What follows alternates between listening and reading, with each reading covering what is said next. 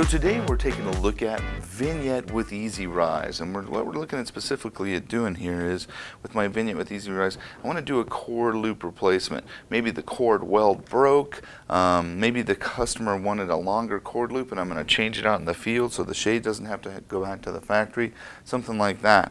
And I'm just going to go ahead and take my shade here. My shade is in the up position. I want to put it in the furthest most up position.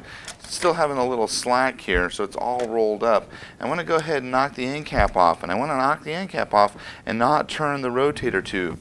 The bottom limit for Vignette is in the other end of the shade here, so turning that tube is going to mess up that bottom limit. I'm going to go ahead and knock the end cap off here, and I'll knock a little off the top here.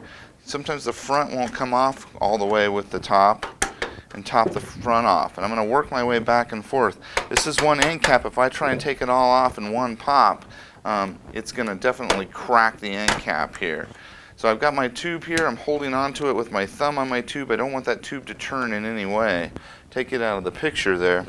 And if I'm replacing the clutch, I'm going to go ahead and remove this screw here on the clutch. We'll zoom in on that a little bit. I'm going to remove the screw here on the clutch.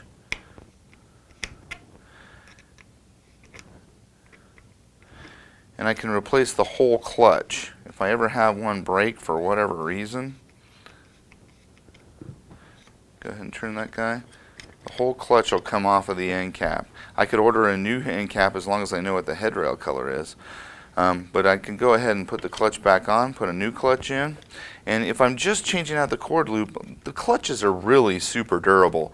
So I very rarely have to change those out. If I had one break, the biggest thing I see break on the clutch is this feature right here. Something happens and it broke, maybe it broke in shipping, but I could replace that clutch and put it back on the end cap and get it into the headrail. The other thing I end up doing is having to replace the cord loop, and maybe the cord loop broke. Maybe the customer wanted a longer cord loop. Sometimes I have customers call me and they just want to replace a dirty cord loop. It just got dirt built up on it over time in the window. To go ahead and do that, I grab onto the cord here and use the cord itself to drive the clutch around. Remove that cord loop. I may have a color coordinated cord ordered from Hunter Douglas.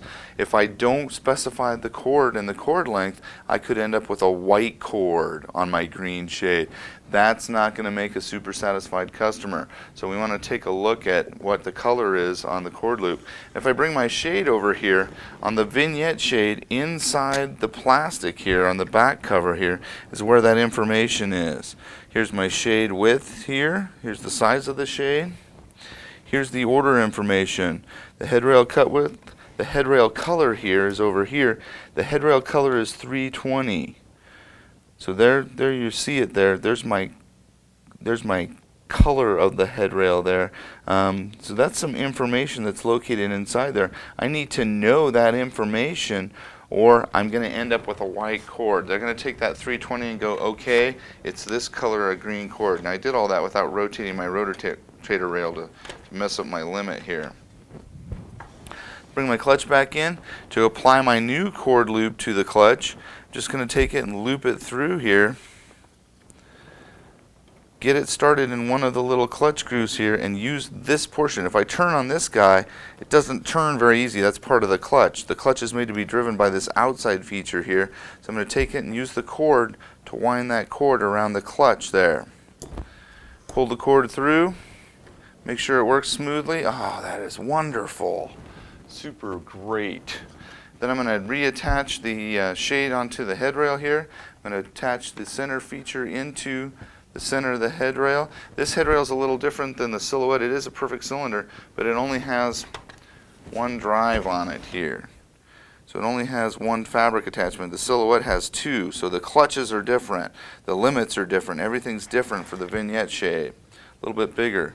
So I'm going to line this up with the location of where that groove is that holds the fabric in place.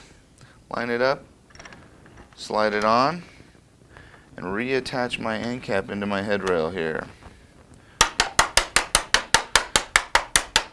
And I want that headrail to come completely on and cover up the gap in the fabric here, the fabric covered headrail here.